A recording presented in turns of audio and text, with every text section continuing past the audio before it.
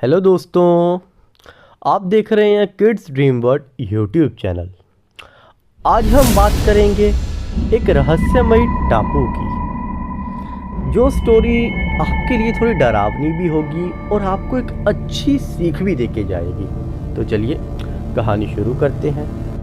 एक समय की बात है, एक छोटे से गांव में काफ़ी लोग रहते थे। उसी गांव के पास एक रहस्यमयी टापू था, जिसे गांव वाले अक्सर भूतिया टापू भी कहते थे।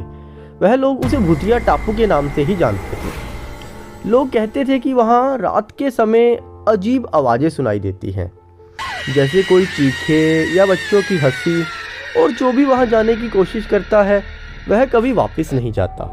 मतलब एक बार टापू पे चला गया तो वापस अपने घर नहीं लौटता। टापू की ओर जाने वाली नाव के रास्ते में एक घना जंगल था, जिसकी शाखाएं रात में हवा में ऐसे झूलती थी जैसे कोई डरावनी छाया उसे घेरने को तैयार हो। टापू पर एक पुरानी हवेली भी थी, जिसकी दीवारें समय के साथ टूटकर गिरने लगी थी।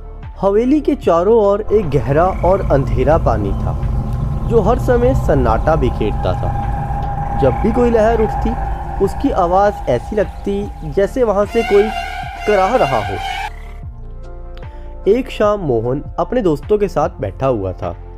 वे आपस में बातें कर रहे थे और अचानक टापू का विषय छिड़ गया। मोहन ने उत्सुकता से पूछा, क्या तुम्हें लगता है कि वहाँ सच में भूत है? उसके दोस्तों ने एक साथ कहा, हाँ, हम मानते हैं।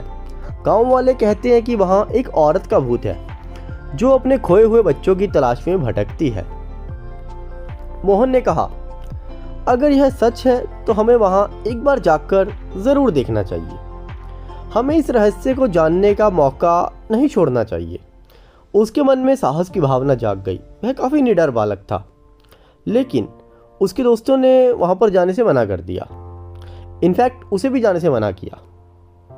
वो बोले, बिल्कुल मत जाना, वहाँ खतरा है। उन्होंने चेतावनी दी, लेकिन मोहन ने ठान लिया।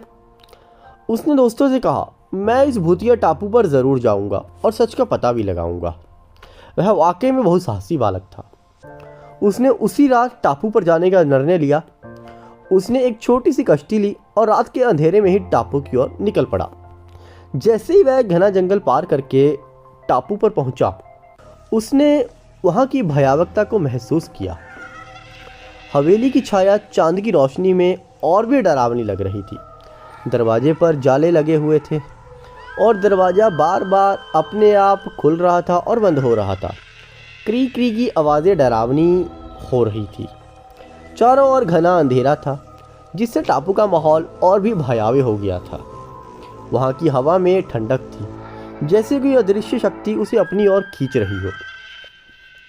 जब वह हवेली के दरवाजे पर पहुँचा तो अचानक एक तेज हवा चली और उसके चेहरे पर जाले का स्पर्श हुआ।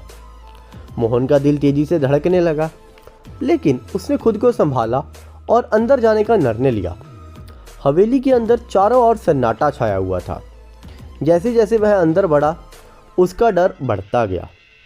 अचानक उसे एक दर्द भरी आवाज़ सुनाई दी, जैसे कोई उसे बुला रहा हो, मेरे बच्चे, मेरे पास आओ।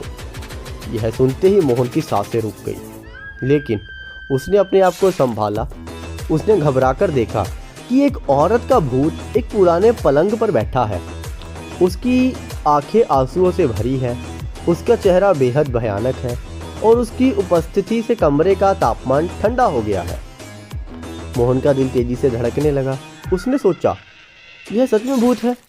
फिर भी उसने हिम्मत जुटाते हुए उस भूत से कहा, मैं आपकी ज़रूर मदद करूँगा। फिर मोहन ने गाँव वालों को बुलाया और उन्होंने मिलकर एक पूजा आयोजित की ताकि भूत को शांति मिले। उस दिन के बाद लोगों ने सुना कि टापू से अभी जो आवाज़ें आती थी ना, अजीबोगरीब, वो बंद हो गई। वह औरत सच में शांत भी हो गई थी, उसकी आत्मा को शांति मिल गई थी।